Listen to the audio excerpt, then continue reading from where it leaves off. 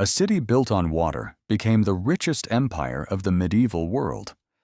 How did a swampy lagoon become a powerhouse of global trade? This is the story of geography, salt, ships, and clever contracts.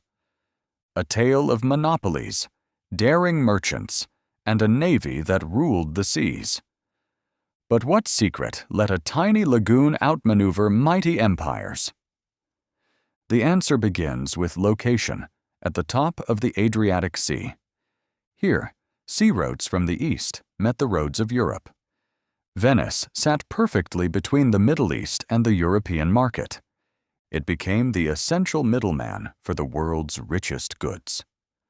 Spices, silk, and grain flowed through its harbors every single day. But controlling trade required more than a lucky position on the map. Venice first mastered a humble yet priceless commodity: salt. Salt preserved food, and every kingdom needed it desperately. Venice seized the salt trade, crushing rival producers nearby. This monopoly filled the city's treasury with steady coin. With salt wealth secured, ambitions turned toward the open sea. The next challenge was building ships that could rule the waves. Venice created the arsenal, a vast state-run shipyard. Inside, ships were assembled with astonishing speed and order. It was an early factory, centuries ahead of its time. Thousands of workers labored in perfect coordination within its walls. At its peak, the arsenal could produce a full ship in a single day. These galleys carried both cargo and cannon across the Mediterranean, but ships alone could not build an empire of trade. Venice invented clever contracts to share risk among investors. The Colleganza let partners fund voyages and split the profits. One backer stayed home, the other sailed with the goods.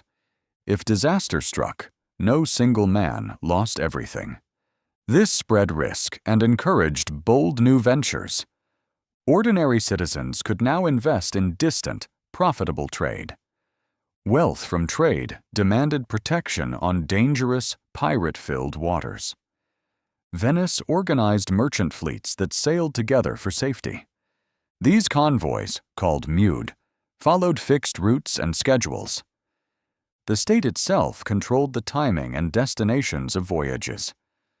Auctions leased state galleys to merchants seeking profit abroad. Trade with the East meant deep ties to the great city of Constantinople. There, Venice won trading privileges few rivals could ever match. Special quarters in foreign cities housed Venetian traders and goods. These outposts became small islands of Venetian power abroad. But rising ambition would soon bring Venice into open conflict. The Fourth Crusade turned Venice's ambition into open aggression. Crusaders lacked the coin to pay for their promised fleet. Venice offered ships in exchange for military favors instead. In 1204, the Crusade turned on Constantinople itself. Venetian forces stormed the greatest Christian city of the age. The city was sacked, its treasures carried back to the lagoon. 4 bronze horses were seized as symbols of triumph. They still crown the great basilica of St. Mark today. Venice claimed vast territories from the shattered empire. These new possessions secured its grip on eastern trade routes. But before all this glory, Venice began with something far humbler: salt. The marshy lagoon was perfect for evaporating seawater into precious white crystals. Salt preserved food and was worth its weight across medieval Europe. Venice seized control of nearby salt production and crushed its rivals. The state bought salt cheaply, then sold it dear to distant lands. This monopoly filled the treasury long before spices ever arrived. With salt wealth, Venice funded the ships that would rule the seas. Grain also flowed through Venice, feeding a hungry, growing population. The state stockpiled grain to guard against famine and unrest. Controlling food meant controlling the loyalty of the whole city. Beyond salt and grain, Venice hungered for the riches of the distant East. Spices from India and the Indies commanded staggering prices in Europe. Pepper, cloves, and nutmeg passed through countless hands before reaching Venice. Arab traders carried these goods to the ports of the Levant. There, Venetian galleys waited to buy and carry them onward. Silk from the East draped the wealthy of every European court. Each voyage multiplied a cargo's value many times over. To share the risk, merchants pooled their capital in clever partnerships. The Calaganza contract bound investor and voyager into one venture.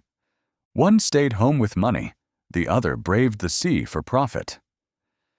Profits from these ventures returned home to build the city itself. Marble palaces lined the Grand Canal, monuments to merchant fortune. At the heart of it all stood the arsenal, a vast shipbuilding yard.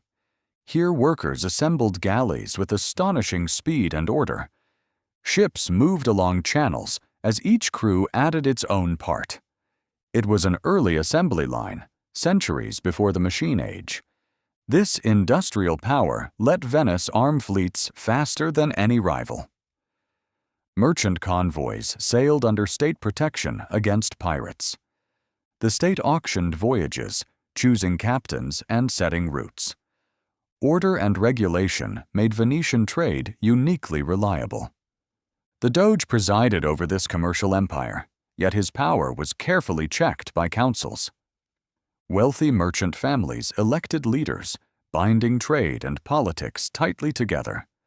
Venetian trading posts sprang up across the eastern Mediterranean shores. In Constantinople, an entire quarter belonged to Venetian merchants and their warehouses. These colonies secured supply routes and gave Venice footholds far from home. The Fourth Crusade turned toward Constantinople, and Venice reaped enormous spoils. Treasures and territories flowed to Venice, expanding its reach overnight. The bronze horses of St. Mark stood as trophies of this conquest. Yet rivals like Genoa challenged Venice for control of the seas.